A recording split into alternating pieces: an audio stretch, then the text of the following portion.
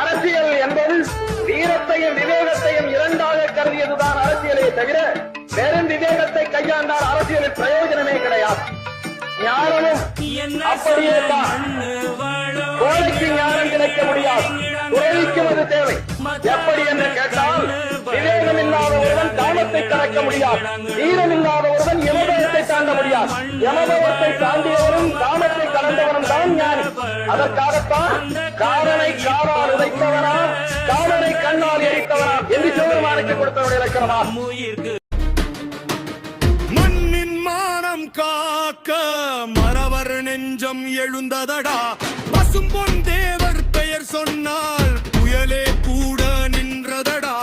அஞ்சாத நெஞ்சம் அடங்காத வீரம் மகிழ்க்காக எழுந்த மக்களின் பெரும் தலைவன். மாவர் பாவர் என்று மண்ணே முழங்க